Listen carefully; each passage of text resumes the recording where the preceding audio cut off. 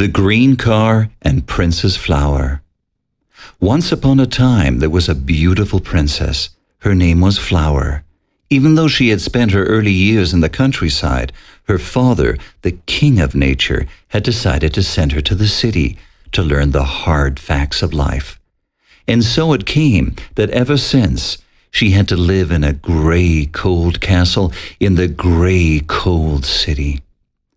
One dull day, a green car drew up outside her window.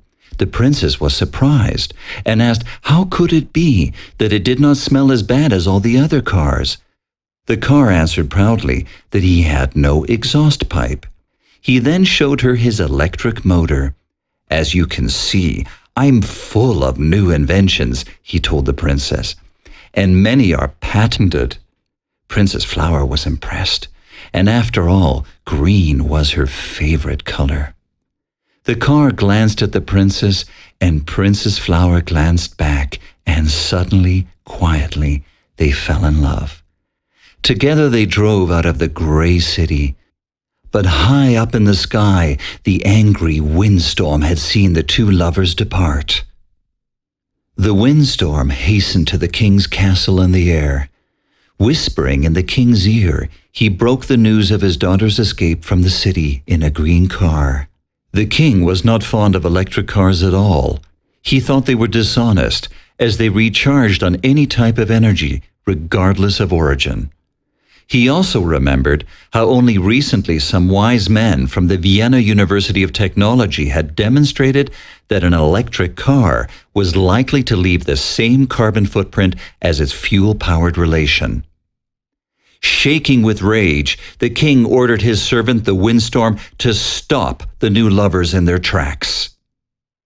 The green car and Princess Flower were on their way into the countryside when stormy clouds began to gather far away to the west.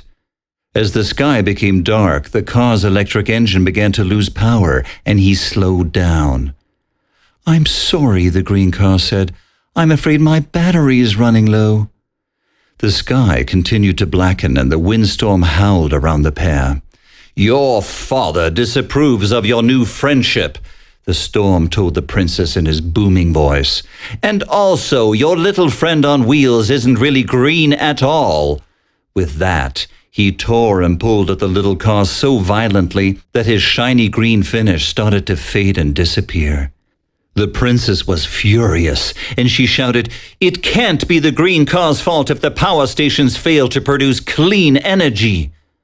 Upon hearing these words, the little car's electric heart came alive again, and he called to the princess, "Put your pedals out of the window, and we can make a wind turbine to produce power of our own." And together they hurried away from the raging angry storm. After a long journey, the lovers arrived at King Nature's castle in the air.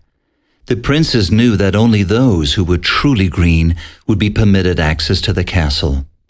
However, the green car was in sad shape by now, the nasty windstorm having blown off most of his green finish. And indeed, the castle gates would not budge an inch. The princess folded her petals in sorrow. Suddenly, a creaky voice began to speak. It was the old oak, standing guard over the castle gates, and the unlikely couple had touched its wooden heart. "Don't give up hope. I've been standing here for a long time, but recently I have heard that times are changing," said the tree. "The old power stations are winding down, and more green electricity is being produced. Smart grids are on the increase, gathering and distributing clean energy to all corners of the kingdom." These words inspired hope in the green car. "So, do you think that in the future I may become green after all?" he asked. "Not you, perhaps, but your children might. If more hearts like yours are made in the future, the technology will become more eco-friendly, and in the end, the king's heart may soften after all." Upon hearing these words, Princess Flower bloomed and smiled once more. Gazing into one another's eyes, the princess in the green car felt the depth of their true love, and they continued to whisper sweet nothings to each other, happily ever